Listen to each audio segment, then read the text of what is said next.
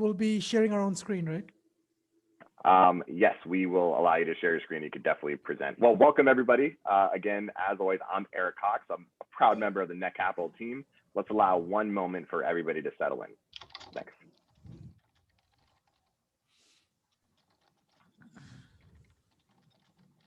I think my team's all logging in with our corporate account. So if you see 10 Eric Weavers, you'll know.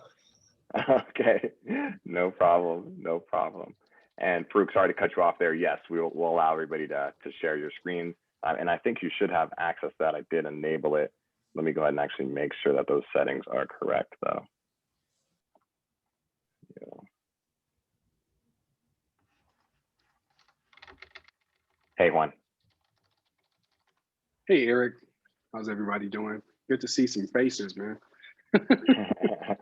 Yep, we're letting everybody settle in for 1 or 2 more minutes, but we're going to allow, we'll have to do some housekeeping. Juan will have you kick us off, and then please do stick around. Yeah, I know, right? Don't worry, you got the beanie, you got the power beanie on, so you're going to be fine. And then do stick around for the end, and we'll do kind of a full circle closing remarks. So you can go off camera, but we'll love to keep you for a moment. With that being said, I guess we'll just go ahead and dive on in. So I'm about to add the links to every one of these companies into the chat feature, so don't you worry about that. But in the interim, again, welcome to today's webinar. Today is number 3 of 4 of our January Demo Day series, organized by the great Lily. So thank you, Lily. I think you tend to be in attendance. I hope you are. And the theme today is social impact. So all 4 companies will be presenting about, in that sector. Last week, we had 6 companies present, 3 in health and wellness and 3 in sustainability. And of course, you can visit Netcapital's YouTube channel to check those out if you missed them, or if you just want to relive the glory of last week. This week, we have one more demo day on Thursday. That is Thursday, the 28th at the same time, and it'll be on diverse industries. So kind of covering a whole bunch of different sectors all in once to bring us home into February. So today I am so excited to welcome Melanins, Mini-City, Transparent Path, and Definance. As always, each of these companies is actively raising capital on the Netcapital platform. Again, those links will be in chat in just a moment. We are going to allow 5 minutes for each of these pitches, followed by 5 minutes of Q&A. So please start thinking about those questions you'd like to ask. We really want to make this as interactive as possible. Friendly reminder, I know there's a chat feature. Please do use Q&A. The Zoom Q&A functionality is really good. It allows me to very easily track the questions as they come in, because we really want to get to as many of those attendee questions as possible. And it just makes my life a whole lot easier if we use Q&A rather than the chat function. And then after all 4 of these pitches, we will allow 1 moment for closing remarks from each of these fantastic founders. So enough of me. That's not what we're here for. Let's go ahead and dive right into our first pitch. This is Juan Young, the CEO of Melanins. And I see that we need to allow you to share your screen. So let me see if there's anything. There we go. All right, you should be all set now, Juan. Go ahead and try that one more time for me, please. Oh, that looks better. Awesome. And so you can see me. Yes, we can. Okay. We can. Your 5 minutes starts now. Go ahead and dive on in. Thanks, Juan. Awesome. Good afternoon, everyone. My name is Juan Young. I am the CEO and founder of a company called Melanins, which I know it sounds like a crazy term, but it stands for Melanated Excellence. And really what we do here at Melanins is we help communities of color grow skills, build networks, and level up. And so currently, the problem that our team has identified, and we know very, very well, is that no easy way exists for communities of color to find safe spaces for professional development and to be able to build strong professional networks. And even in this time of COVID-19, which we've all experienced, where we've gone from online to offline, or offline to online, it's made it even more difficult and more challenging for communities of color to find these spaces. And so that's why our team came up with a solution to create this online ecosystem where communities of color are empowered to grow their skills, to build strong networks, and to earn additional income. And we really see this ecosystem as being a 3-headed monster of really moving the community forward and leveling the playing field. we find ourselves really at the intersection of a professional network, but also providing skill development and providing economic opportunity, where a lot of other options and solutions really find themselves in one of the three buckets. We see ourselves as a platform that's dead in the middle and really making an impact for entrepreneurs and professionals of color. And a lot of times when we've had conversations with a lot of different investors and other people in the market, they say, hey, you're focusing on professionals of color. Doesn't that mean that you're going after a very small market? And we have to tell them, absolutely not. This is an $11 billion market. And so when we think about how communities of color are spending their money and their hard-earned dollars on self-paced e-learning, they're spending tons of money. And although we're going after a hyper niche market, that we're really, there's a huge opportunity there for us. And so we are a subscription-based platform. And so we have a free model where individuals can come sign up and they'll be able to experience some minimal features on the platform, but really we really start to make our money as the premium and the VIP memberships. And this gives members an opportunity to be able to subscribe, to be able to view content on the platform, to be able to engage with other members on the platform, which is really huge of building that community, and also with the instructors and be able to have feedback and submit different projects and things of that nature directly to the instructors, which is really huge. And so when it comes to traction, so we've had over 1,800 people sign up and said, hey, I'm interested. This sounds amazing. And this has been pretty organic. We haven't had to spend any money on marketing. People are just telling other individuals. As soon as they hear that there's a platform out there like this, they're signing up and saying, hey, I want in. We've had over 200 people say that, hey, we actually want to be on the platform. We want to teach. We want to share our content. We want to leave Thinkific and we want to come over here because we really want our knowledge to impact communities who look like us and that our community can benefit from. And then we're not just individuals who've come up with information and we've just thought about it. We've actually tested this, right? So we've surveyed over 600 potential users to really understand and get some really deep consumer insights on what they want and what the actual problem is. And so that's how we're building out our Melanins platform. But really the secret sauce is our team. I describe our team in 3 words: humble, hungry, and smart. We are a team that has over 50 years in education background, over 25 years in marketing and curriculum development and et cetera. And really I think the reason why we're so special is because we actually are our consumers. And so we understand our consumer in a way that a lot of our competitors don't. And so lastly, I'll say, why is now the time to invest in Melanins?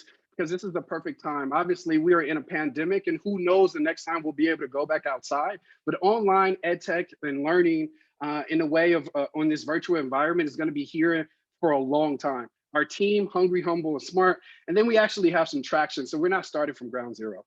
Lastly, we are in the process of raising a $350,000 pre-seed round after we leave Netcapital. And so we're really excited to be able to raise $250,000, the maximum for this Reg CF through this platform. And with that being said, thank you very much. I appreciate you listening to this pitch. Well, I am already glad that we moved from 3 to 5 minutes. I think that definitely helps cover more information that that potential investors need to know. So thank you for that, Juan. I love to kind of start us off as questions come in, but we already got a question. So one of the questions coming in right now are, who are your competitors? So if you have a competitive landscape slide, you could put that up, or you could just talk directly to the potential investor. Yeah, so I do have a competitive landscape slide. I didn't put it in this shorter version, but when we think of our competitors, obviously we on those lists, you have the Thinkifics of the world, right? But really our main competitor when we look at hyper niche focused community is a community like Skillshare, right? LinkedIn Learning is also one of those. They're a behemoth in that market, but Skillshare, which is really focused on building community and hyper niche. They're focused on a very small niche community, and that's creators. LinkedIn Learning is focused on professionals. And so we kind of, although those are competitors, neither one of them are in this space where they have distinctively said, we want to create content specifically for this community. And really the importance is the cultural component, the cultural relevancy for the community in which that you're creating content. And then can you talk a little bit, piggybacking off of the competitive landscape there, can you talk about your competitive advantage, to a LinkedIn learning or a Skillshare? Yeah, so when I think of our advantage, there's really three areas. Number one, I say the hyper niche focus, right? So obviously being hyper focused on communities of color, and being a team of color, it allows us to be able to have some really deep insights there, right, and understanding that community. I think that we're positioning ourselves as an affordable and accessible option. So that's the other thing, right? Whereas some of the other platforms are kind of price themselves out from a lot of the individuals who really need the information.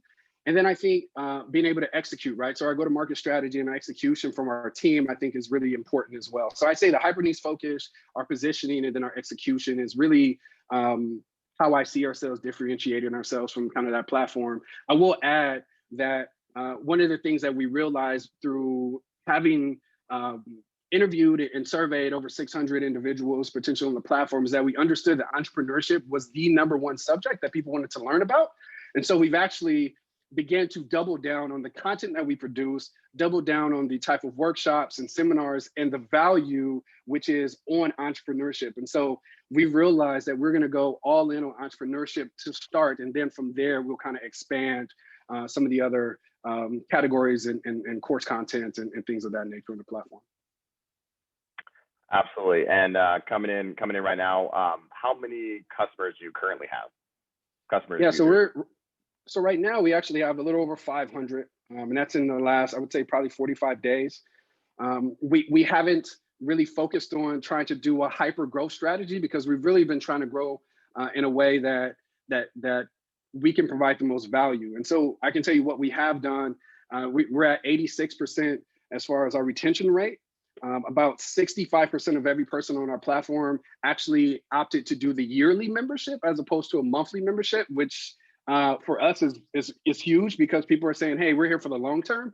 And then we also, the thing that I will say is that as we're growing content on the platform, which we've just partnered with a local Black-owned company for AV rental to provide cameras and digital cameras and filming equipment to potential instructors free of charge for them and a very great discount for us to be able to increase our content on the platform. And as the content increases, we'll start going a little harder with marketing because we know that it's a fine balance and we have that double-sided marketplace challenge that a lot of other individuals do, right? Scaling content, but also scaling users at the same time.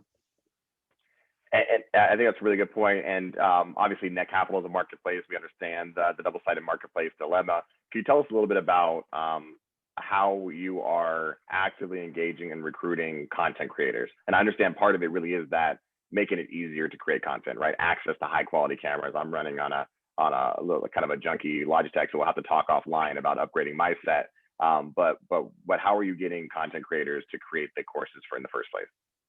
Yeah, so really that's part of one of our go-to-market strategies. And so we've leveraged virtual. So the first thing is to be able to bring people in to provide some sort of value. So we've created a community. And so we are leveraging a no-code option we have a Slack channel now, and we have another no-code option that we use to build our community. So the community is growing. So once we bring those communities of entrepreneurs in, we're constantly hearing, okay, we've had them fill out, what is your expertise, #1, and what do you need help with? And so that's a really slick way for us to be able to say, I meet with every person who comes in the community and I'm identifying everyone's strong points. And I'm asking them, hey, listen, we're going to set you up with our instructional design team. We're going to help you to create a course. And then in return, we're also going to pair you with some other individuals who can help you to accomplish some of your shortcomings. And so we've actually found by leveraging the community aspect really easy to find people to create content. The challenge, though, is obviously content is expensive and content takes a while to scale. To create some really great content takes a little bit of time. And so we've been trying to continuously just support our creators in ways and providing them other value. And then also incentivizing them with some cash. That always gets people to sign up a little faster and say, hey, listen, if you all can get this done by X amount of time, we'll give you, $300, which, I mean, obviously $300 is not much. But people are not driving a lot of places, and so that can probably gas for 2 months, unless you're in Atlanta, because Atlanta is open, right, India? Perfect transition from Juan, handing the baton over to India here. So that sounds like a perfect time. Thank you, Juan, for your pitch, and thank you for the questions that came from the attendees. Excuse me. Perfect opportunity to welcome in a couple of Atlantans, India Hayes and Harold Raymond. Why don't you come on in and tell us a little bit about Mini City, and feel free to share your screen. Yeah, absolutely. Thanks for having me, and good evening, everyone. Let me go ahead and share my screen. All right, can you guys see the screen? Yes, we can. Awesome. All right, so good evening, everyone. My name is India Hayes. I'm the CEO and co-founder of Mini City. I'm joined today by my counterpart, Harold Raymond, who's our VP of Business Development. But before I talk about our solution and what we do, I want to talk about the problem that we're addressing. So chronic homelessness is a major problem in our nation, with lack of ID being one of the largest problems faced by the homeless. There's over 500,000 people that are experiencing homelessness on any given night in the United States. And a lack of ID means a lack of access to government benefits that exist for the homeless. And this leads to a total lack of self-sufficiency. Over 50% of the homeless are unable to get access to jobs, food stamps, housing, Medicaid, and more due to lack of ID. Now, there are community-based organizations that offer assistance for the homeless, but they are extremely overworked with heavy caseloads. They focus on those that do have ID, leaving those without ID with their needs unmet. The current solutions that they utilize require address history, banking information, and more that the homeless do not have. In the words of one of our first partners, our organization has been around for centuries, and to this day, lack of ID is still one of the largest pain points. So what is Mini City? We're a compassionate tech solution. We streamline the admin process for obtaining legal forms of ID for the homeless and homeless care providers. And how we work is quite simple. A homeless citizen can go to one of our 19 partner locations. They can apply for ID in 5 to 10 minutes utilizing our tablets. They do not need a mobile device. And we streamline over 60 notarization and authorization forms on the back end, so we can quickly get ID and get access to those benefits that we talked about. There's also enterprise corporations that are highly motivated to tap into grassroots organizations. They want to expand their outreach, expand their community benefits and their services that are for the indigent population. Oh, sorry. It's never a Zoom call without a tech issue. So one of our potential fintech banking partners said, hey, we're in dire need of connecting the disadvantaged to the services we provide. We need that grassroots level engagement that Mini City offers. So Mini City is the nexus that allows these different groups to communicate effectively and reach their organizational goals. We have community organizations, but also enterprise groups like GovTech groups, municipalities, cities, health systems, and more. The addressable market is $42 billion. That's not just homelessness prevention, it also captures health analytics and data. Mini City is an aggregator of what we call rare data on the indigent population. This is data that is hard to find, but valuable to have. We conservatively estimate that we can target a little over $1 billion of this addressable market. And these aren't just statements. Here's a look at our revenue models and projections. We charge revenue based on our subscriber type. So we have those large enterprise corporations all the way down to those micro groups. We charge an annual subscription fee as well as a user transactional fee per month.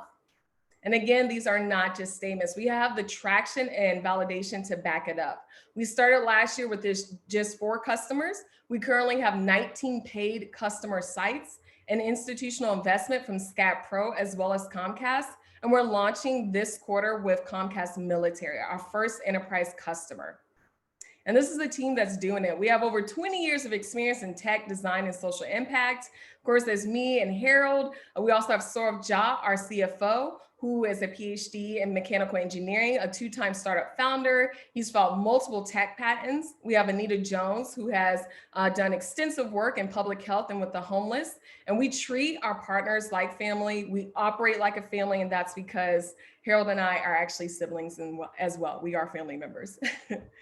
So here's some of our press from Vice, TEDx, NPR, and more. But I'm not here today to talk about our press or other accolades. I'm here because I know with your support, with your genuine interest, and hopefully with your investment, we can make this hidden epidemic of homelessness brought to light with tech, compassion, and care. Thank you. Thank you so much, India. I think as we're waiting for Q&A to start to engage here for a little bit, could you dive a little bit deeper into yourself and how you got involved in this? I know you've been in the entrepreneurial ecosystem for quite a while. And Harold, I can't let you not say anything. So if you could hand it over to Harold after that, and you can tell a little bit about his background and what he brings to the Mini City team, which seems to be plenty. Yeah, absolutely. So basically, we do have kind of roots or backgrounds within advocacy from our parents and our family members. Both of our parents were involved with humanitarian and advocacy work, both within our home state as well as abroad. Our godmother also started a lot of grassroots efforts. So it was kind of instilled within an early age to really give back. Moving to Atlanta, it's a great city. It's a lot of movement, a lot of bustling, as Juan said, it kind of never stops. But one thing that really stuck out to me coming from a smaller Southeastern city was just, how things were rapidly evolving, but how disconnected I sometimes felt from my neighbors that might be right down the street. I know not all of you might be from Atlanta, but we did look into it. Sometimes there could just be a few miles between neighborhoods, but the income gaps could be $10,000 a year versus $100,000. So it's huge disparity gaps. And I really wanted to do something. So I started volunteering in local women's shelters. This was years before starting Mini City. And I really that's where, the tech bug was kind of inserted or whatnot. So that's kind of how I got started working with Mini City and just getting involved with my community. So, hi everyone, I'm Harold Raymond, the VP of Technical Business Development and Technical Engineering for Mini City. And I really got my start, like Indy said, it started really young with family, but really got involved. I worked with the Conservation Fund. There I did a lot of work working around food deserts and environmental justice and scarcity issues in rural areas of North Carolina, West Virginia. And in that time, of course, you see, like he was talking about, you see these larger disparities. And I was already in the computer science and kind of tech field, working as a consulting engineer for Cisco and some of the large providers and doing a lot of programming.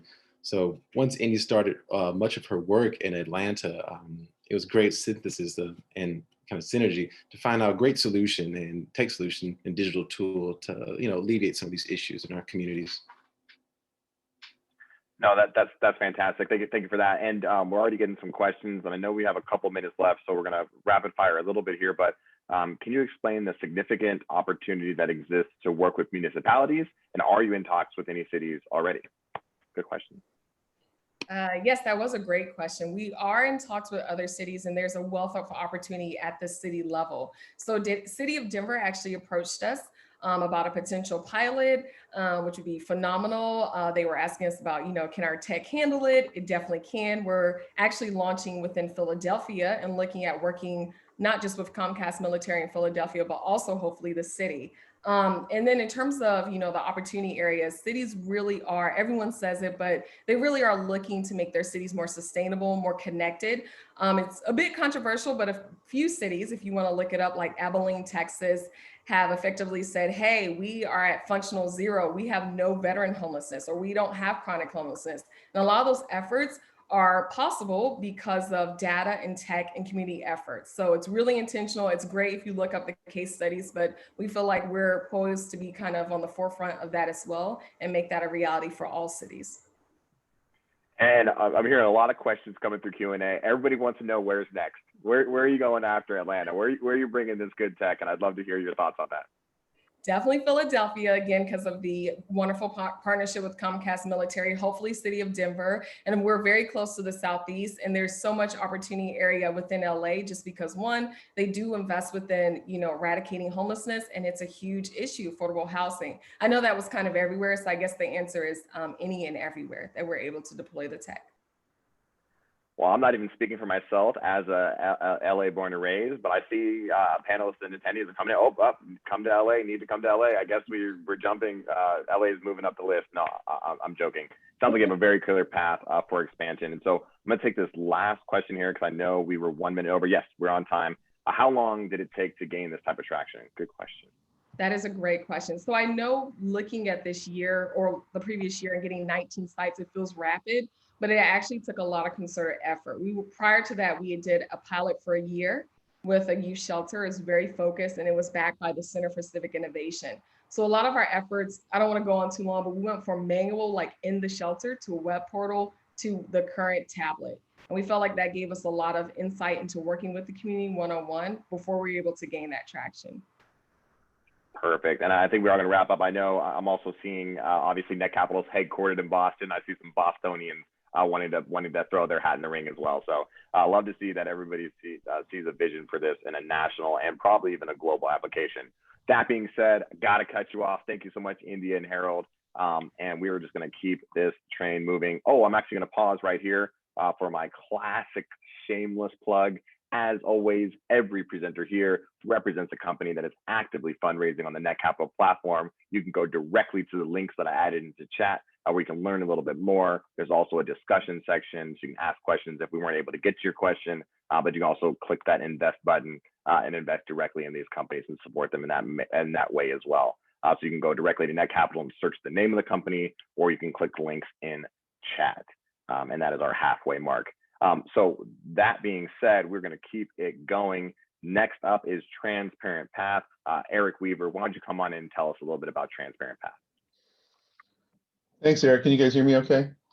We can. Let me share my screen here. So let's see. All right. So I'm Eric Weaver, CEO of Transparent Path. Appreciate your time today. A big thank you to Eric Lilly and the Netcapital peeps for having us. I just have to say that my fellow presenters are pretty damn impressive. You guys are amazing and give me a lot of hope for the future. I'll do my best to be super speedy and cover the points in about 5 minutes, but I want to say also that there's a longer 12-minute video progress update that's on the Netcapital page, our Netcapital page. So if you want to see a deeper dive, it's up there. I posted it yesterday. So a quick overview. Sorry, if I can pause you for a quick second, Eric, do you mind going into presentation mode, just making this a little bit larger, the slideshow option? Awesome. Thank you. Yeah, how's that? Perfect. Thank you. Okay, so we bring real-time end-to-end visibility to our most critical supply chains. So these are things that are perishable and go in our bodies. That's primarily food and pharma. It includes proteins like beef and poultry or seafood, high-margin products like chocolate, wine, spices, or pharma products like vaccines. Vaccine monitoring is a really exciting new possibility that I'll talk about in just a minute. Basically, the reality of our world in 2021, amazingly, is that everything that happens in the supply chain happened in the past. When a load of products is lost, we only find out about it after the fact. We can't save it, we can't predict it, and often no one seems to know exactly why a load was lost or who's at fault. Everyone sort of looks around, looks sideways, and no one takes the blame. So what we do is we solve this uncertainty by continuously connecting sensors that travel with the shipment. So our sensors monitor location and environmental conditions. We send out real-time alerts when something starts to go sideways, and that lets us save a load in the present. And then we're chasing funding to build out machine learning algorithms. I'll share a little bit about that with you in a sec, that will predict disruptions in the future. So America's food producers, the shippers, the retailers, people who are really have been hurt by the COVID economy can anticipate disruptions, save money, and be more resilient. So let's talk about social impact. Our team are all expats from big corporations, and we know from personal experience, often painfully, what happens when profit is the only thing that matters. When we started our venture, we decided we could do a lot better than that. And that if we take care of people and the environment, the profits would be that much sweeter because they would be just. And we're not the only ones to recognize this. BlackRock, the world's largest asset manager, put sustainability, resiliency, and transparency first in all of their investment decisions at the beginning of this year.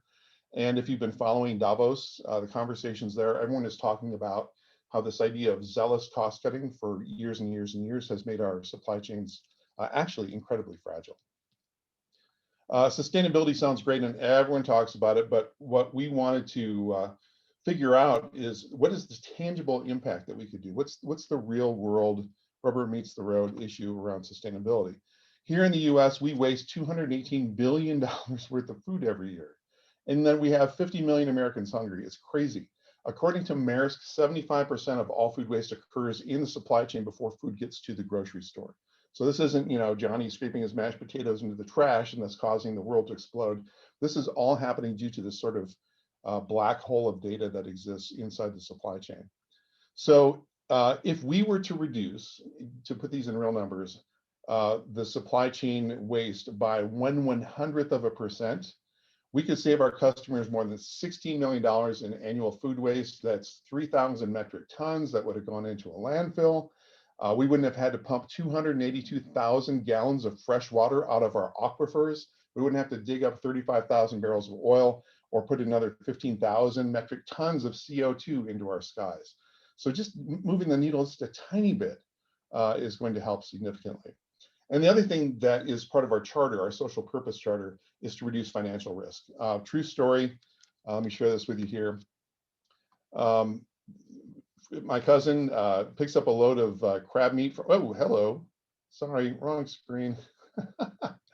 Oh, curse you, PowerPoint. My cursor has disappeared, it's very strange. Sorry, guys. So real story. Alaskan Fisheries sells a $400,000 container of crab meat to Walmart. It arrives and it's spoiled. They pick up the phone, they call them, and they say, you sold us bad food. Insurance company begins an investigation and a reconciliation. And it turns out that the cold storage facility where he picked it up left the container on the loading dock at room temperature for a week. So when you add up all of that cost, just preventing this one incident would have saved the producer nearly $500,000 in a COVID economy. So just just one container is a big deal. We have a few updates to share today. We're excited to announce that we've kicked off our first commercial pilot in December. I can't say who it is yet, unfortunately. I was hoping to hear from them today so I could share it with you. Believe me, I want to share. But it's one of the largest nationwide food distribution networks in the US. You've heard of them, I'm sure. We're finishing our prep work and we're going to kick off tracking in February, early February. So the good thing about them is that they have a vast network and we should see a number of customers just out of that one relationship. And I'm really excited to announce another thing that is in development called God, I'm looking at the wrong thing here. So one of the things that we're excited to expand about is vaccine monitoring. The current technology that's being used out there today can cover most vaccines, and our technology does as well. We don't see this need going away for another couple of years at least. In fact, it's just going to explode, especially overseas. The regulatory varies by country, but we're in talks with our partner Intel right now about shifting our platform over to quickly adapt to that. And the last announcement is that we've launched, or we're launching a product in development called Fresh Score. This is the brainchild of our CTO, Sunil Kaduri, who's our resident AI expert. This is machine learning that will use sensor data to generate a freshness score for, let's say, mangoes, which is calculated based on harvest date, time in transit, et cetera. So when you've got a buyer at Walmart, Costco, Kroger, who's looking at mangoes, and one has a fresh score that is a proven track record of where that mango has been, and one does not, they're going to buy and they're going to pay more for the one that has that information. So we're pretty excited about that. So social impact, deeply important to our team. We're starting to get noticed by investors and prospective customers. Super excited about the pilot. And that's my presentation. We'll switch over to Q&A. Right on time, Eric. And I'm really glad you were able to add that piece about the sub-zero nature of some of these coronavirus vaccines and how important that is. So I won't dive too deeply into that, but very interesting. This is what I was going to ask. Tell us a little bit more about yourself, Eric, and about your team, please. So I started this 2 years ago as I was at Xerox. We were pioneering printed sensors that could do the same as our traditional plastic sensors that we have these days. And we were trying to commercialize those. And I was like, if we have clean data from sensors, putting it into a blockchain, we have something that people could actually trust. So I took that on the road, we did our first pilot, and last year, and now it was a proof of concept. Now we're doing the full commercial platform. Great, great. And that actually kind of segues really well into this next question. How do you prevent fraud? For example, a vendor removing the tracker. People will always be people. This is not a 100% perfect solution. We are going to make it as hard as possible for that not to happen. We're going to make it so that like the sensors will be hopefully obscured in many cases on the pallets in terms of where they are. We haven't run into too many problems where people are going way out of their way to do that.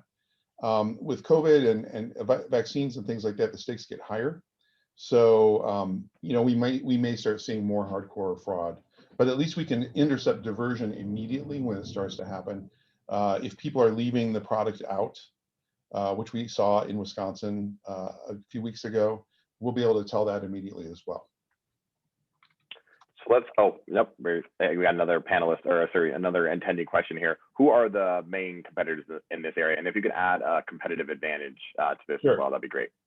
Sure. So can you guys see this? So basically we have 4 big competitors out there. A couple are old school software firms that have sort of tacked on features. There are 2 startups, Overhaul and Forkites, which are both formidable competitors. But most of these guys are only tracking at the container level. They're also, they talk about AI, but we're not seeing anything. Nothing in the real world. There's no standards for the sensors. So you could hook up all sorts of sensors, but if it's crap data that's going into your system, then it's crap data. And we're also pioneering this idea of the printed sensor that's compostable, which I'm really excited about. This can be done on a water-soluble film using graphene oxide ink, so that they literally dissolve over time instead of adding plastic and solder and lead to our landfills. Super important, really kind of thinking about sustainability on every step of the way and social impact. So, but we have so many more good questions coming in. No more commentary for me. I'm out of here. Do you have a system set up to retrieve the trackers after delivery? I know you were just talking about dissolvability, but current product. Current product, they are expensive devices. For example, our gateways are quite large, and there is a cost to them. And we've come up with a reverse logistics scheme to get the sensors back to the shipper and have that sort of a return logistics cost baked into the subscription. This is a subscription model where people, it's pay as you go, you sign up, you use it as long as you want, you disconnect. So the return logistics are baked into that cost. And I see another question. Can the solution include traceability of the food to the origin using blockchain? Eric, am I chopped liver? You're just cutting me No, off? sorry, go ahead.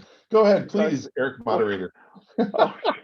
Well, great question here. Can the solution include traceability for the food to the origin using blockchain, collecting data points along the supply chain made available to retailers or end users? So come on in here, Eric. Thanks, Eric. So short answer, yes.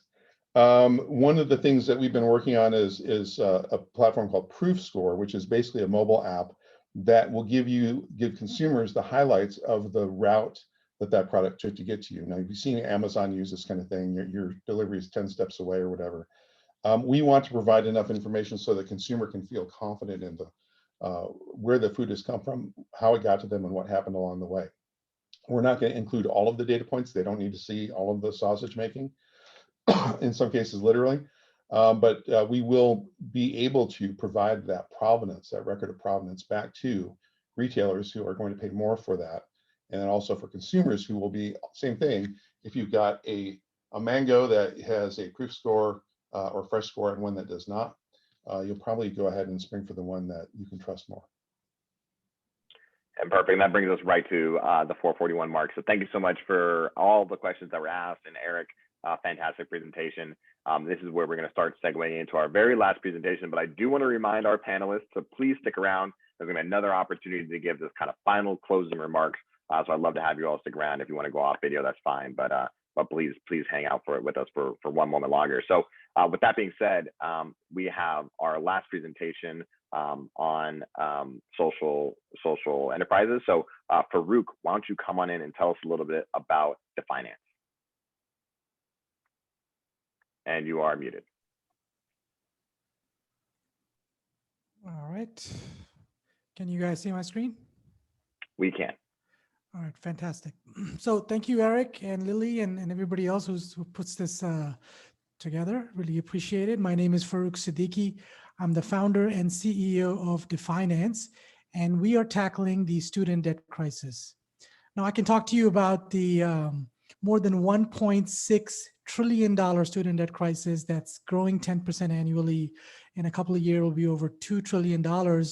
It's already the second largest consumer debt, more than auto loans and credit cards. But at the end of the day, it's all about the people, right? So in this case, it's all about the 45 million people that have student loans that are impacted by the student debt crisis. And unbelievably, over 90% of them have suffered severe anxiety due to student debt, and more than 50% have suffered depression. But let's look at some of the real stories. We have Naomi, who's a immigrant, and she's having difficulty navigating the red tape of student debt. For example, some immigrants take student debt without recognizing that it's actually debt because they think it's a financial aid package that's being offered to them. Then we have somebody like Sarah who's wonders if she can even get her kids into a debt-free education anymore. And then we have Arthur, who's earning over $125,000, but living paycheck to paycheck. And then Jack, who funded his kids' education with Parent Plus loans, but now, can't even go on a date and spend $100 to go on a date. So these are the problems that are impacting student debt. The reality is student debt is pervasive and runs across the income and demographic spectrum. Now, our solution empowers financial freedom. We refinance student loans with debt-free income share agreements, or ISAs. And an ISA is exactly what it sounds like. It is an agreement to share a fixed percentage of income for a set period of time. For example, we refinanced our first customer student loans by paying them off, and now she has affordable payments that adjust with income and is able to pursue her dream of home ownership. We've already built our MVP and prototype of our ISA marketplace. As you can see, we have three components. We have our ISA marketplace. We also have a fund where investors can invest. We use that capital to refinance student loans. And as people are making their income share payments, those payments go back to investors for their return. And then we also have a resources marketplace, which you can see a sample of on the right, where we actually help people find jobs through career resources, wellness resources to tackle depression, anxiety, and other issues like entrepreneurship, fixing their credit, and other things. So we have a comprehensive offering that addresses all of these things. As far as market size, if we just focus on the most expensive student loans, the private student loans, the graduate plus loans that graduate students take out, and the parent plus loans that parents take out, the serviceable market is $310 billion. And we earn revenue in multiple ways. We get upfront processing fees and investor sales charge, and recurring servicing and fund management fees. And now we're raising capital for a 24-month runway to establish product market fit, automate our processes and workflows, and build proprietary platform technology. We have outlined several key milestones over these next 2-year period. We want to get to 1,500 customers, meaning we want to take at least 1,500 people out of student debt, earn $22 million in revenue, and attract 10,000 people to our marketplace so we can help them find jobs, and etc. Our team of engineering and marketing experts are actively supported by Techstars. Techstars is a global, one of the best accelerators in the world. We were just accepted into the program. In fact, today is day 2. So we're actually kind of going through it right now. And we're also supported by 2 leading incubators, ATDC out of Atlanta and the Embark Collective. Thank you so much for giving me the opportunity to talk about Definance, and we'll have to answer any questions. Thanks, Farouk. And the questions are already coming in. So ISAs are, I'm reading here, usually for students entering school. If you use an ISA to allow a post-grad to refinance a loan, how do you prevent adverse selection? For example, someone who is about to lose their job, if they don't have a job, they don't have to pay you back. Can you walk us through kind of, I guess, your risk mitigation strategies? Absolutely. Great question. One of the reasons for focusing on refinancing student loans is to avoid adverse selection and to mitigate risk. Because unlike giving an ISA to a student, where you have to deal with the uncertainties of if that person graduates, if their degree actually translates to the job that they were looking for, if they're entering into a bad economy, how long does it take them to find a job? All those uncertainties are eliminated because we refinance student loans. So we're only going to be funding people that have a job that we can document and verify with at least $30,000 in income. Now, of course, later on, if they lose their job, then part of the ISA structure will protect them because we won't take advantage of them. We will pause their payments and help them find a job through our resources marketplace. And then we also can deploy data-driven underwriting. We have an algorithm that we've built that's able to price income share agreements so they're competitive for our customers and provide a return to our investors, and utilizing data-driven underwriting to mitigate risk. Wow. I guess you've heard that question before. Thanks, Farouk. So how are you servicing your ISAs, in-house or with an external partner? Good question. Yeah, in the beginning, we will be servicing in-house because we have to establish the standards of servicing. We want to make sure that we're always going to focus on being socially responsible and giving the right experience, the best experience to our customers. As we learn from this experience and we build our servicing standards, then we may outsource components of servicing to outside providers in the future. Could you, because this is too close to me, too personal as a law school graduate for me to go into a personal example, but can you tell us a little bit about like the revenue model and like what types of people are you suspecting would be interested in participating in these ISAs? Yeah, we've already received over 80 applications, and that they've kind of come from a gamut of different types of people with, I think about 85% have at least a bachelor's degree or more. There are lawyers who've applied for the program, as well as doctors, as well as engineers, accountants, and so all kinds of different folks. We have to work on our product market fit. We have to figure out the right personas that make sense for us over time. And that's one of the big things we're working on during Techstars and beyond. But really, Eric, if I want to summarize it, we're looking for people with stable, growing income streams with hopefully limited unemployment potential. That's sort of our sweet spot. That's the kind of people we want to fund. But as our fund grows over time, then we'll have the ability to expand and help more and more people. I think that's important. There are some models out there that take like some, kind of like really calculated risks up front, and that with the idea of expanding that risk profile ongoing. And it sounds like that's a big piece of how you plan to go forward. Perfect. And we have more and more questions coming in, so I won't dwell on that too much. So when you set the ISA terms, and this is a question coming in from the attendees, thank you so much for all the participation, by the way. Very interactive. This is the way I love it. So when you set the terms for the ISA, do you try to match the monthly repayments? For example, $500 a month per loan, or how would that be refinanced as an ISA in terms of monthly payment? Yeah, so when someone applies for the ISA, we give them multiple quotes. We match the length of the ISA with the income share percentage. So a 5-year ISA will have a certain income share percentage, a 7-year, 10-year, etc. That is determined by an algorithm where we're trying to balance the return to investors along with a very competitive pricing. Our target is going to be the higher end of the student loan spectrum. So the private student loans and the graduate plus and parent plus loans, where interest rates tend to be 7% or higher for those types of loans. And those are the ones that are unsubsidized with minimum consumer protections, where the ISA really stands out. And that's where we want to initially build our traction, and then over time expand the program into more and more areas. So the pricing is determined by the individual risk factors every candidate brings. So we would look at their current income, what profession they're in, how much work history they have. We also look at credit, but we recognize that young people don't have, the credit score is not fair for younger people. So we don't use a credit score to make decisions. We do track it just to see how our underwriting is performing against it. But we do look at factors like late payments and other factors in the credit history, but do not use credit scores to make decisions. Super helpful. And one more thing, we also don't require a cosigner, which is another big benefit for people. Very important, very important. And then we're going to try to squeeze in these last two questions before we do the closing remarks, but I'm going to go ahead and kind of call it after these two, so we can stick on script. So how is the percentage of income calculated? Okay, three, fine. All right, I'm a pushover. Three last three questions. How is the percentage of income calculated? Is there a CFA or CPA on the team? Very important.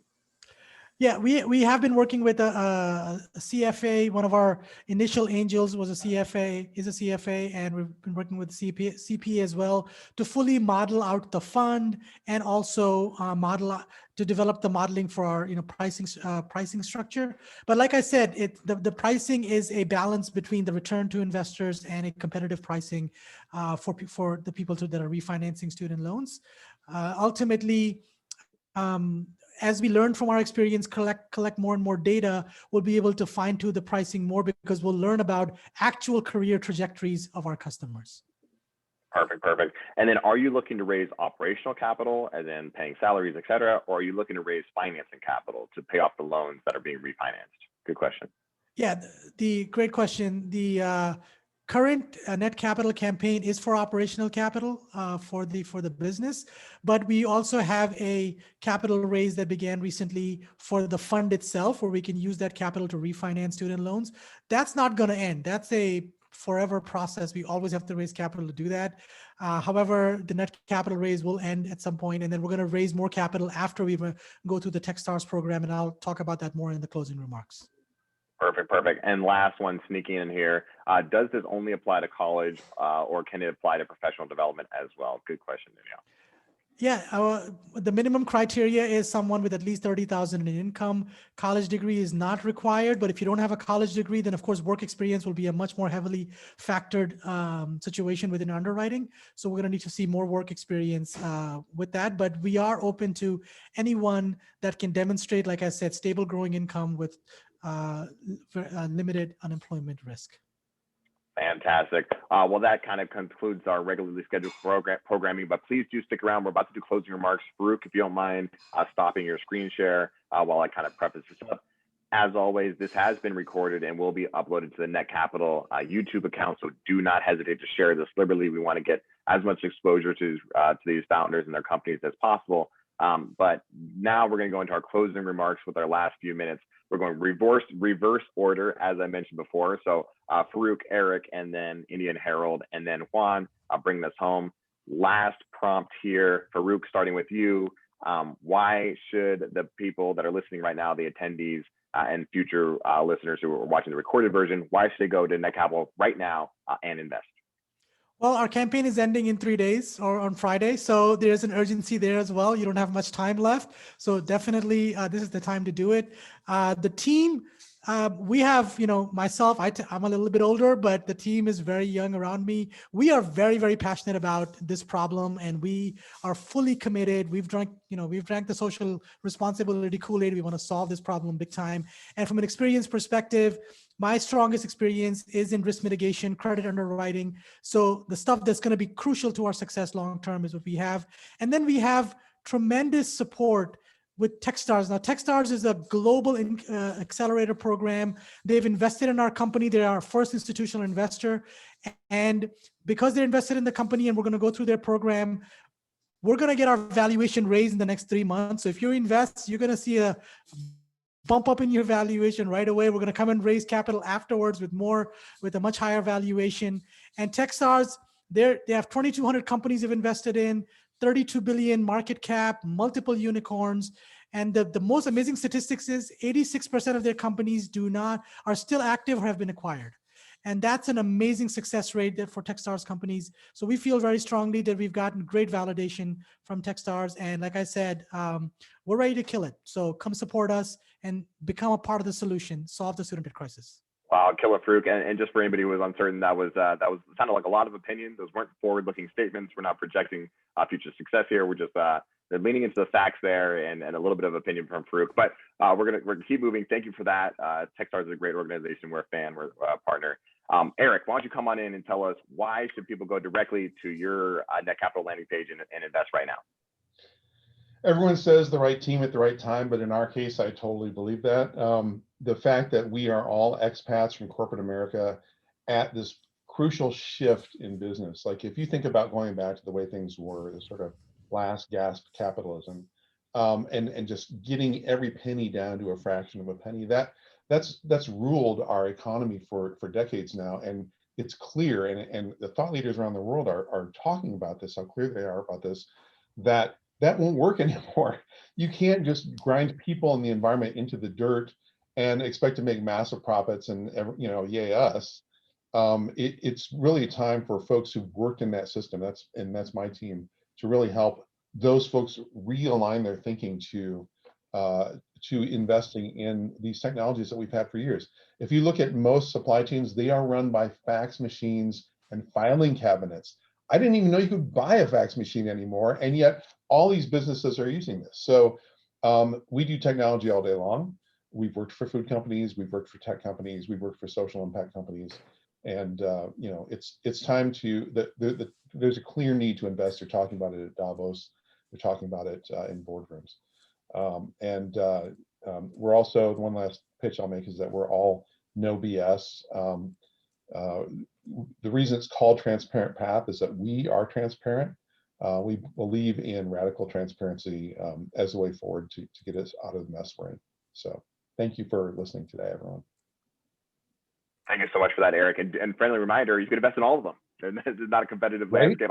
One of the greatest things I've seen in this chat, this is the most like founder supporting founders chat that I've ever seen. I love that. Thank you for all the self-love and like sharing the love around in this group. And that's one of the things I think that sets all of you apart. So don't hesitate to hit that invest button multiple times for great founders and for great companies here. Moving on to the next one, India or Harold. I think we'll probably keep it fair and have one of you speak. Why should the attendees go directly to Netcapital and invest right now? Okay, my brother turned off his microphone. I guess I'll speak. Okay, you turn it back on. I'll be the older sibling and just take the baton. I'm sorry. But, you got it, India.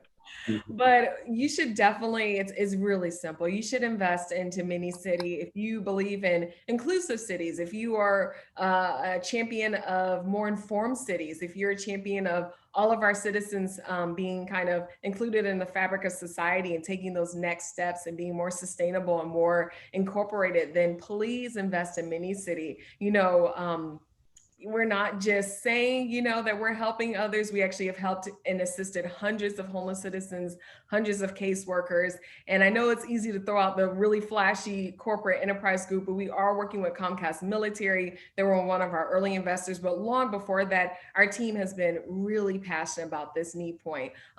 Even before we launched Mini City, just, you know, championing all of our citizens, working with the homeless, something that we hold really dear to our heart. And we feel like this is something that can really be on the forefront of connected cities and making our cities what we want them to be. So yeah, thank you. Thank you so much for that. I'm sorry to cut you off, Harold, but we got one last minute and we're gonna have a couple extra minutes and we're gonna let you come in. And I knew that I couldn't get to the end of this without my pandemic puppy coming in and sharing with me something super important. So I have to tend to this in a moment. But Juan, why don't you come on in and tell us why the attendees should go directly to Netcapital and invest in your offering? Yeah, so I would encourage any person who's listening to this to definitely invest in every company who's presented today, and to invest in Melanence, because I think what we're doing in the ed tech landscape is something that is needed. And the reason why is because a one-size-fit-all approach to ed tech, to technology, and to a lot of solutions really don't work, because what ends up happening are communities that are generally underserved, marginalized, underestimated, they always get the short end of the stick. You know, we know that over 40% of Black-owned businesses will probably never reopen their doors during the pandemic. And we heard that, number one, access to capital, and number two, access to culturally relevant business services were really the top two reasons why these companies are not going to see the light of day at the end of all of this. And what does that mean? It means that you have to create solutions that are very specific, that are very niche, and that are culturally relevant. And that is what Melanence is doing. I'll leave with this. They say that, I would say in education, you know, you've had people, when you look at how people used to go to the restroom 100 years ago, and how people go to the restroom now, maybe you were digging a hole back then. Now you have nice shiny things that can be gold plated. You don't even have to touch anything. It's crazy how you go to the restroom has changed, but our education system is still the same. It is, let's create this, let's teach people the same way, let's give people and let's train them in the same way. And what we've seen is that an all-in-one, one-size-fit-all solution works as well as a one-size-fit-all jeans. And I think all of us can attest that it's either too tight in the waist and too loose in the thighs, or too loose in the waist, too tight in the thighs, right? And so we need to get customized the same way how we buy clothes, very niche, and we create those solutions. I think we need to bring that to ed tech. And that's what we're doing with Melanins, been able to change the world through educational technology for communities that are generally underserved. Thanks for bringing us home with that, Juan. I don't appreciate you putting my business out there about how my jeans are fitting, but besides that, I think it was a phenomenal experience. I loved every single one of the presentations. I love how supportive you guys are of each other. Reminder, you can go directly to Netcapital, click these links in chat, and invest in all of them. And then also do remember that this has been recorded and will be uploaded to the Netcapital YouTube account. I've added that link into the chat as well. So please allow your friends and family to invest alongside you. And then lastly, very importantly, we have one more webinar to conclude our January Demo Day series. It is this Thursday at the same time. That is 7 p.m. Eastern time, and it'll be on diverse industries. So please do join us for that as well. So with that being said, that's the end of our housekeeping. Thank you so much to our panelists for coming on and sharing about your vision of the future. It energizes me every time. And super importantly, thank you so much for all of our attendees for coming in and listening to hear about these companies. So with that being said, I'm Eric Cox with Netcapital. Grateful to be here. Thank you for all of your time.